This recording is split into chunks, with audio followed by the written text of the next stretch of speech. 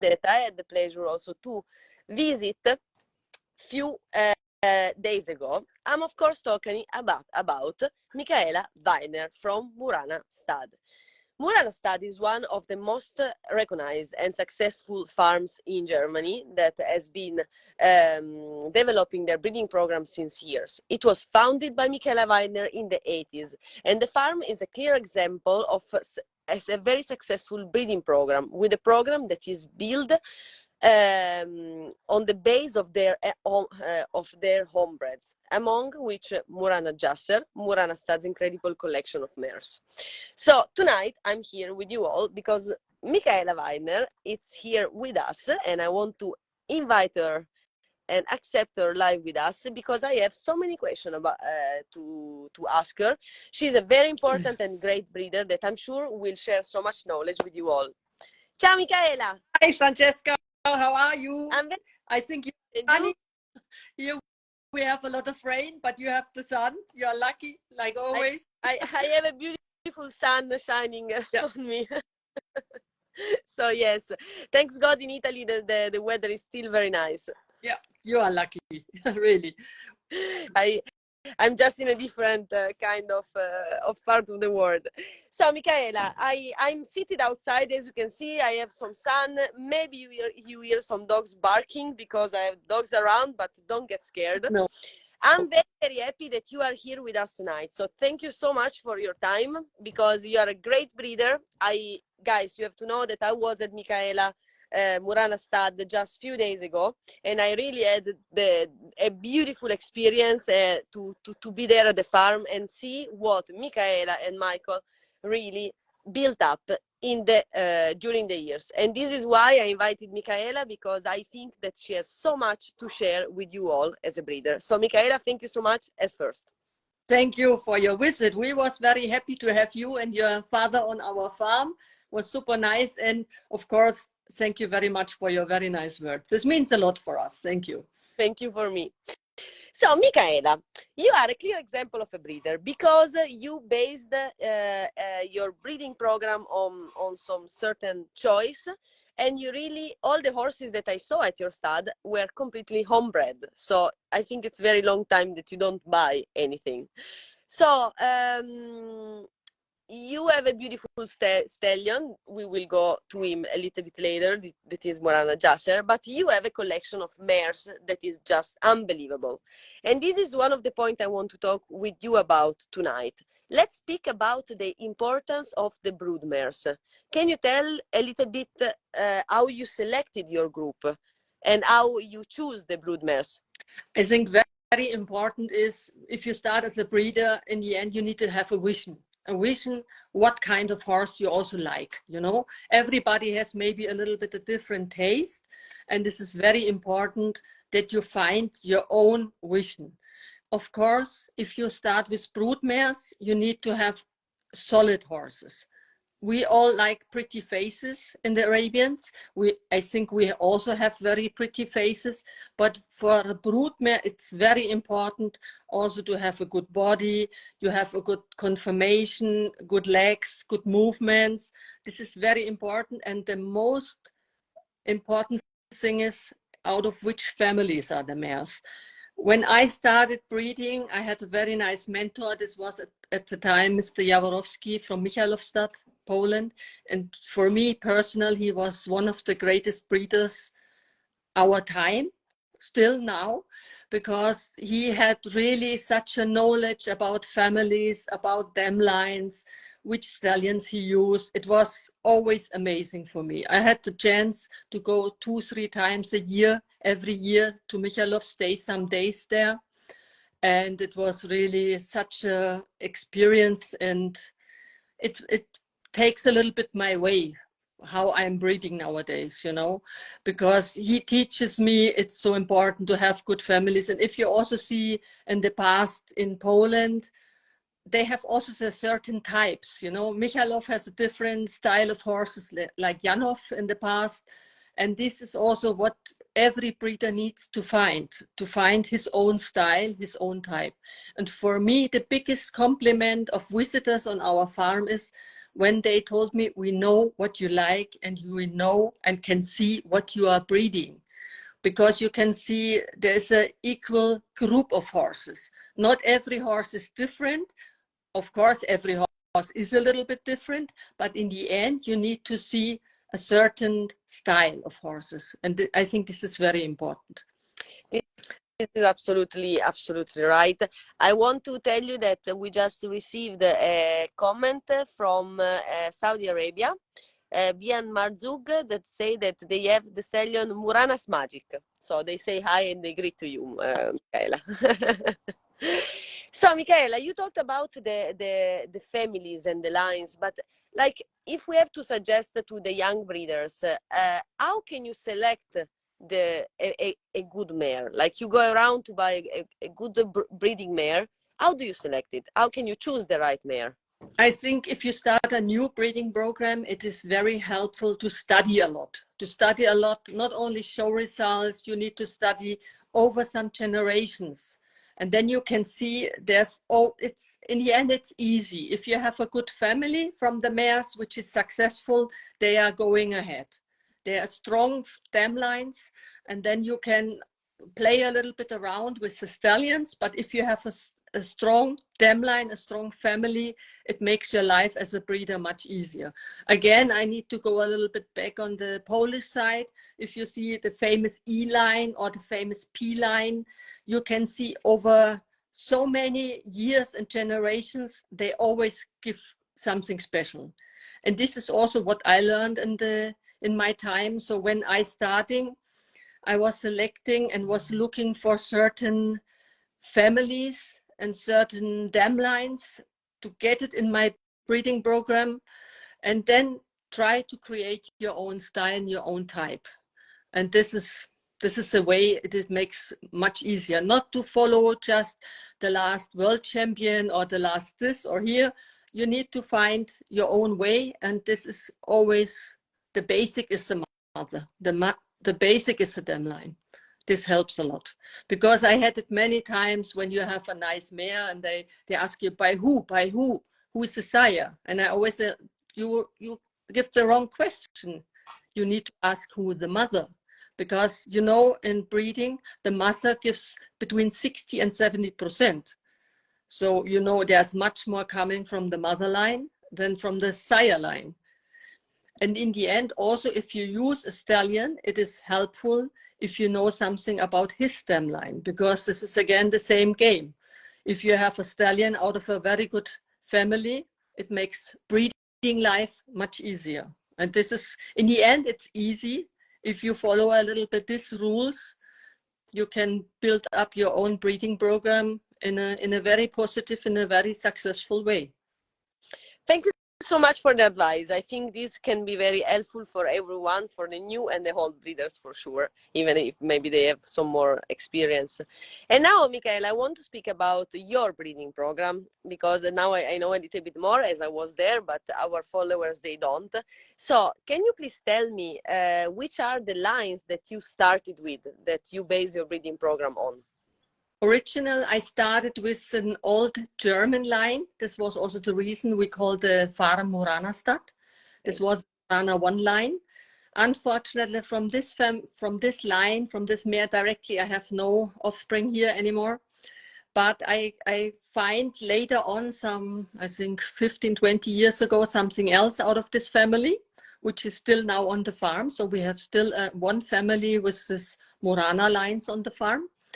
And then, of course, you hear it already, I think, a little bit. I'm a big fan from Polish horses and Russian horses. Russian and Polish is a little bit close by. So we have two families from Russian lines, very good lines. One was normally a performance line, but we switched it a little bit in also show horse families, and two very good Polish lines. So this is a little bit the basic. Then we find 2000, yes, we find some special horses, which I think this can be nice to put this cross in these families and these Polish-Russian lines with 𝐿-𝐴𝐻 and Ali Jamal blood. So we had a great luck we bought 2 horses from Ferdinand Huema in La Moita, a yearling filly and the colt foal at this time, both from El Brillo. El Brillo was an 𝐿-𝐸𝐵𝐿 son out of a Polish bred mare. And then on the dam side, again, Ali Jamal. The yearling filly was Jana Elbri. She was out of the best family. Now we are back on this, what we talked before, the best dam line from Leonita Perroy, which is also a very famous breeder. Everybody knows her. And this filly gives us later on our stallion Muranas Yaser, which you liked a lot. And he again fixes very good on this Polish and Russian lines. So the circle is round. And now we have the luxury problems. We have, I think, 8 daughters from him in the meantime on the farm, a lot of granddaughters. And now we need something, how we can go ahead. We tried a little bit with, of course, with the modern show stallions and have great success. I think we have a very nice Justice daughter. We have a very nice Shanghai daughter. And now we use this Ganador with great success. We had a very nice Excalibur daughter. But I need to say what I also tried the last years a little bit. We used Egyptian blood. Okay. I think we need to be aware, only use all the same stallions with the same blood. Of course, Justice was an amazing horse. Of course, Marwan and Ghazal was amazing horses, but we need to be careful that we are not getting stuck in the corner. This is a little bit my feeling. We need to go a little bit against it. And we tried now since a couple of years Egyptian stallions. I'm very happy with the results. We have an amazing daughter from Fahad Al Rayyan, which I really love. I think she will be an amazing mare in the future. And we have a very nice filly from Nasema Rashidia, also future brood mare. So this is a little bit, you need to find your own key and you need to try something. And as a breeder, in the end, you also need a little bit luck. This is for sure. This for sure. So we get your next goal now, because you have all homebred at home now. You already, let's say, reached the vision that you had in breeding the horses that you wanted. Which is your next goal? Yeah, this is a good question. It's not so easy, you know. First, to hold the level. This is now really a challenge. It's not so easy. If you have very nice mares, when you go in the barn, you're very happy and think, yes, this is really what I was looking all my life for. But now with the babies, you need to hold the level. And like I said, we tried a little bit. We have a very promising colt from Ganador out of Nabila.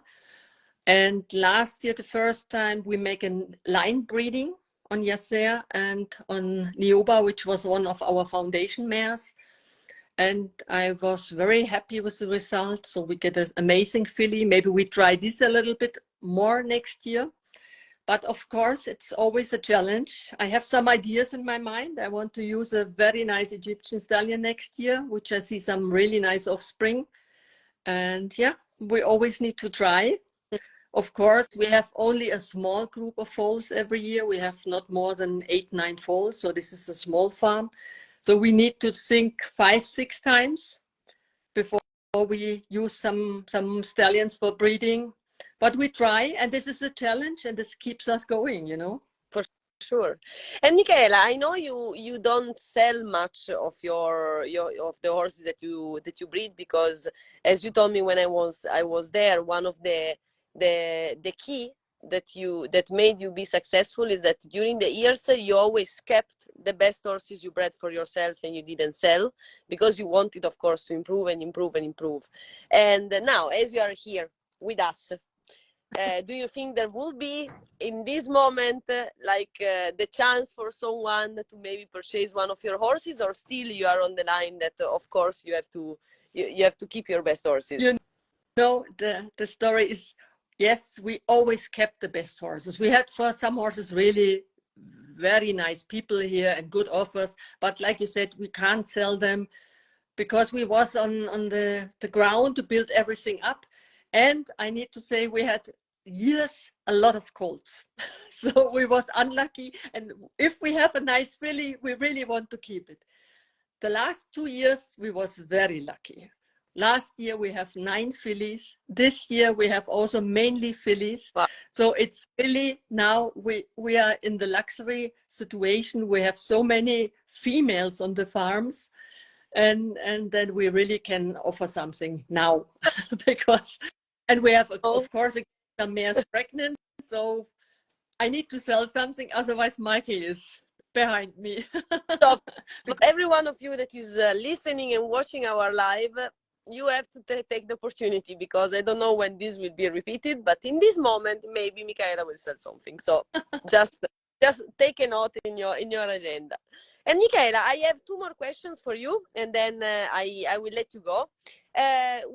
One question is more personal. The other one is more an advice for the breeders. So I go with the personal first. When I was there, I was very nicely touched to see how you and Michael, your husband, really are tight in working with the horses, and you do this together. You think about this together. It's really a common goal. So my question is, how was the process to reach this level? Like, did you introduce him to the horses? Was him a lover already? Because this bond that I saw and that I felt really touched me. You two are a beautiful couple. Thank you. No, I must say in the beginning, when me and Michael met, which is now 25 years ago, he has nothing to do with horses, not at all. The only animal he has was a little bird, so this was all. And after a while, he was interested, and I need to say he's very talented. He has a very, very good eye for horses. So sometimes he's more critical than me. And of course, it's very nice. We discuss. Everybody brings his seeing and his things on the table, and then we decided what we are doing. And yeah, some decisions was very good for what Michael has done, and some decisions I think I am a little bit more straight, and this is working very well. No, I think we are doing good. Everybody, also this year again, we're discussing already which foals we can probably offer for sale, and everybody has his favorites, and these are out, this is out. So, but it's working good. Very good. And my next question is, do you have any advice to share to new breeders, or anyway breeders of our business, beside the one that you already shared, of course? What I think what is very good, visit as much farms and breeders as possible. This is very important. I think you are starting your own breeding program and you have the same experience. You can learn from everybody. You can learn maybe what you don't like. You can learn, okay, this is the way I want to go. This is very important. And for the new breeders, what I learned in the time is to have sometimes a little bit patient and waiting. Sometimes Arabian is a late horse. They are born very nice and they have the stage, they look awful. And you think, oh my God, I need to sell this horse. But the good thing is, if the horse is looking awful, nobody will buy it. So you anyway need to wait. And then most of the time, most of the lines, they are coming back. So what we need to learn is to wait. Okay. Arabian horse is not a yearling. We are not breeding yearlings, we are breeding horses. This means Arabian horse should be finished with 5-6 years, then they need to be really ready. And of course, if you start breeding, don't sell your best horse. Try to go ahead. If you have a very nice filly, wait until maybe you have 2 females from the same mother line, because we had also the experience. You have a very nice filly and you lost something, and this is very important. Try to build up your basic and then it will go. And you need to have time. This is very important. Well, Michaela, I think you gave so much beautiful advice to all of us. So I thank you so much for your time, for the knowledge you shared, for the advices. And I hope we will have a second chance, of course, to speak together maybe in a few months. Thank you very much. And thank you to have me here, and a nice evening to everybody. Bye. Thank you so much. Ciao.